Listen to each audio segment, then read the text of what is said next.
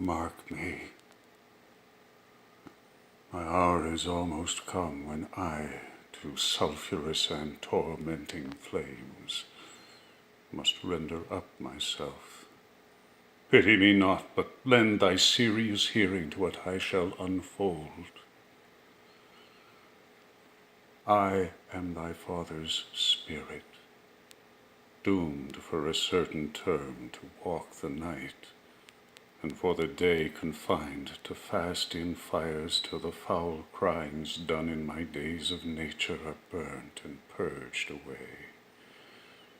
But that I am forbid to tell the secrets of my prison house, I could a tale unfold whose lightest word would harrow up thy soul, freeze thy young blood, make thy two eyes like stars start from their spheres, thy knotted and combined locks to part, and each particular hair to stand an end, like quills upon the fretful porpentine.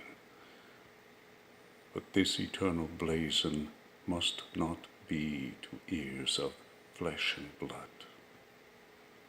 List, list, oh list, if thou didst ever thy dear father love, revenge his foul and most unnatural murder, murder most foul, as in the best it is, but this most foul, strange, and unnatural.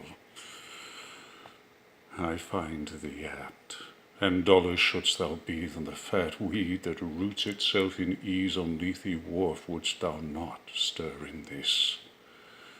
Now, Hamlet, hear. 'Tis given out that sleeping in mine orchard a serpent stung me. So the whole ear of Denmark is by a forged process of my death rankly abused. But know thou, noble youth, the serpent that did sting thy father's life now wears his crown.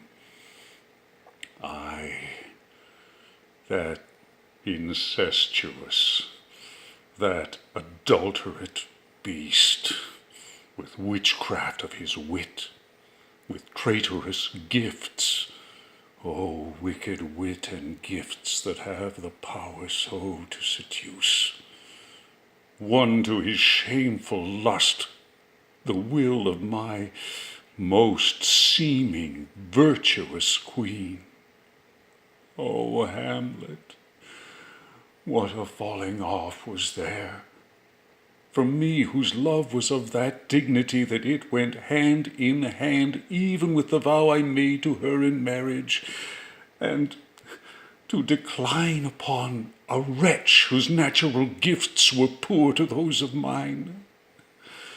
But virtue, as it never will be moved, though lewdness court it in a shape of heaven, so lust, though to a radiant angel linked, shall sate itself in a celestial bed and prey on garbage. But soft, methinks I scent the morning air, brief let me be. Sleeping within mine orchard, my custom always of the afternoon, upon my secure hour, thy uncle stole with juice of cursed Hebanon in the vial, and in the porches of mine ears did pour the leprous distilment, whose effect holds such an enmity with blood of man that, swift as quicksilver, it courses through the natural gates and alleys of the body, and with a sudden vigor it doth posset and curd, like eager droppings into milk, the thin and wholesome blood. So did it mine. And a most instant tetter barked about, most lazar-like, with vile and loathsome crust all my smooth body. Thus was I, sleeping by a brother's hand, of life, of crown, of queen, at once dispatched, cut off even in the blossoms of my sins, unhouselled, disappointed, unannealed, no reckoning made, but sent to my account with all my imperfections on my head. Oh, horrible, Oh, horrible, most horrible. If thou hast nature in thee, bear it not. Let not the royal bed of Denmark be a couch for luxury and damned incest. But howsomever thou pursuest this act, taint not thy mind, nor let thy soul contrive against thy mother aught. Leave her to heaven, and to those thorns that in her bosom lodge, to prick and sting her. Fare thee well at once. The glowworm shows the matin to be near, and gins to fade his uneffectual fire.